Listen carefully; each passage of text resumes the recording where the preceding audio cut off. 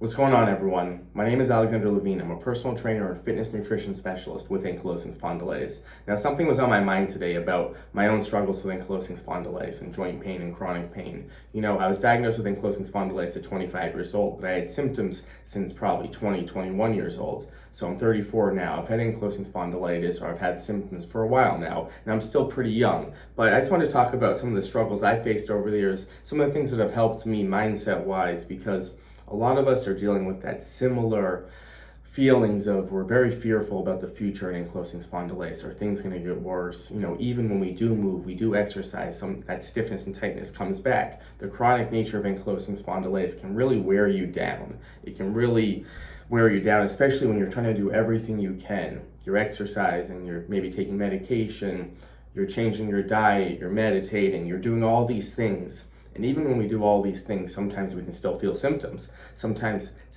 flares can come out of nowhere. For me personally, I've dealt with sciatica over the years. Sciatica has really been the hardest thing for me to deal with because sometimes I'll feel pretty good. I'm doing everything I can to deal with ankylosing spondylitis. I'm moving, I'm exercising, I'm feeling good, I'm feeling healthy, and then sciatica will just kind of come out of nowhere. Every few months I'll get it, it'll go away, and then maybe it'll come back worse than it did before. Or every time I get it, it feels like it was worse than it did before. Just because the mindset part of it, it's like, again, with the sciatica, I thought, sometimes I'm scared to say out loud, man, I haven't had sciatica in a while, because then it seems like it comes back. So I've been dealing with sciatica since really 20, 21 years old. Those were my first symptoms. It took me a few years to get officially diagnosed, but my first symptoms were the terrible sciatica, and it took a toll on me because, I'd be limping around, I'd be laying on my back a lot. I would be scared to walk, to put pressure on my foot because the pain would just go up into my hip. And, I now understand why I get sciatica so much because of ankylosing spondylitis, because I have bilateral sacroiliitis. That's how I was diagnosed, which means I have a lot of inflammation in my SI joints. And the sciatica has gotten better over the years, but it's still there, it's still on my mind. When I am able to play pickup basketball, when I am feeling good, it's always on my mind to be careful on the hip.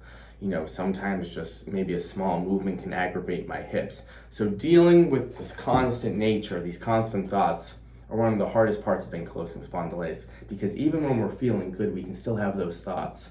Well, what about tomorrow? What if something hits me tomorrow? What if something hits me in the future? So I just want to share a couple things that I've tried to focus on with exercise for ankylosing spondylitis. One is, when I was first diagnosed, I tried hard to just do anything I could to get moving. And that sometimes meant just doing a couple stretches, even seated stretches. So when I did have the sciatica, I'd be like, all right, I really don't want to put any pressure on my foot. I really don't want to walk around too much. But what I'm going to do some seated stretches, or I'm going to do some upper body stuff with resistance bands. And the nature of just getting a little movement, just getting some sort of exercise, even helped the sciatica, helped my body. And it gave me just a little more healthy mindset instead of laying on my back, just aching in pain. And yeah, that was still part of it. But so even when we're dealing with certain flares, certain conditions in some areas, try to think about doing some other things for the body, even if it's meditating. For me, I use the sauna a lot because it's a low impact way to get your heart rate up. So you can get a good sweat, the heart rate's up, it's low impact, it's a great cardiovascular tool. So for me, if I had sciatica, I'd be like, you know what, today I'm just gonna go to the gym and I'll sit in the sauna. I'll get a good sweat. That's the ultimate ankylosing spondylitis workout. That's my ultimate ankylosing spondylitis workout. Go to the gym, sit in the sauna, get a good sweat. But seriously, it's a great tool if we're dealing with a flare, if we're dealing with something like sciatica or something like mid-back pain, mid-back tightness. Try to think of some other alternatives, it doesn't have to all be a full workout, because what really helped me is just thinking about these smaller goals, especially when I was dealing with the sciatica. So instead of just trying to lay on my back and feel sorry for myself, which I do sometimes, I try to think of these other things. Get in the sauna, do some upper body work with resistance bands, low impact. We're not messing around with the hip at all. So that's the first thing I want you all to think about. What can I do health-wise when I'm dealing with some of this stuff? And be easy on yourself. Don't force yourself to do anything, but just think about, how can I get a little blood flow to the body? The sauna, meditation, gentle movement. Maybe if you're dealing with sciatica, you're doing it seated. So that's one thing to think about. So again, about these long workouts, before ankylosing spondylitis, all I really did was strength training, right?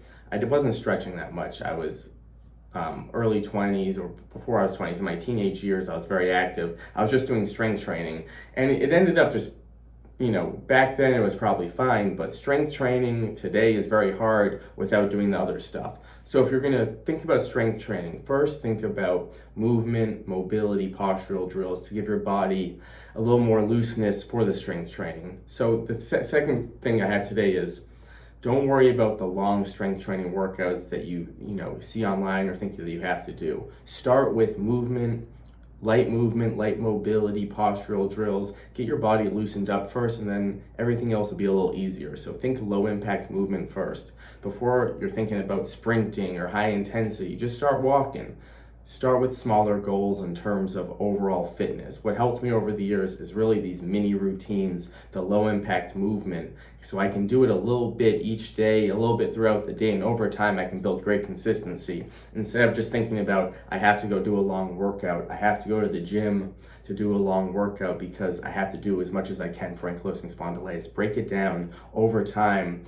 The consistency, the sustainability will be much better for your body. So I've really changed my mindset around fitness, but it's actually benefited me more as time has gone on, because now I'm doing things I never did before ankylosing spondylitis. I talked about the sauna, I talked about low impact movement, stretching, mobility. Those things feel so good on the body, right? And those things gave me the opportunity to feel better when I was strength training. So now when I do strength train, I make sure I'm loosened up, I'm adding in the mobility, the stretching, the postural drills, and I'm doing mini routines to fuel my body so I'm not too sore afterwards. So now over time, all these kind of smaller goals, smaller ideas regarding fitness, the movement, the mobility, the postural drills, I can do it daily.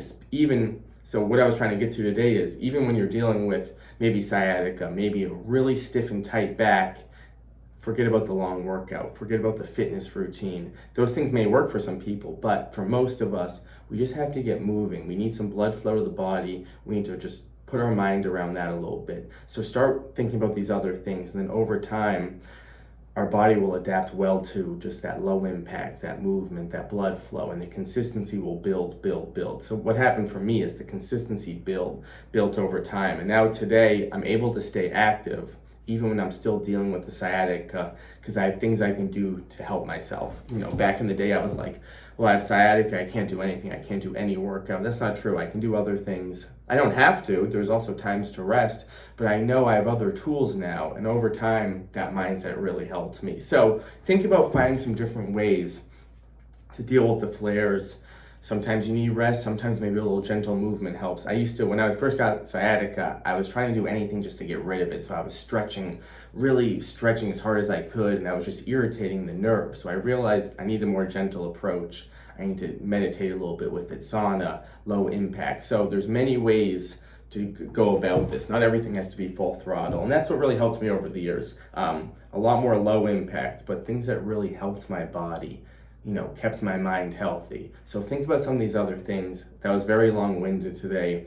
I had that idea in my mind about just having ankylosing spondylitis and the chronic nature of it. It can just wear you down. But think about those small goals. Think about the feeling you get when you loosen up, when you're dealing with something like sciatica or the stiffness and tightness. But think about the feeling you get after just doing a couple things. Not the feeling you get after having to do a long workout, the feeling you get after using the sauna, after meditating. Small goals, keep it going in that way, see what you think. Let me know what you thought about that all today. Let me know in the comments, is ankylosing spondylitis, is the chronic nature of it, is it hard for you to exercise, is just working out hard for you, do you not know what exercises to do? I want to hear from all of you in the comments. Let me know, let's keep going, there you go.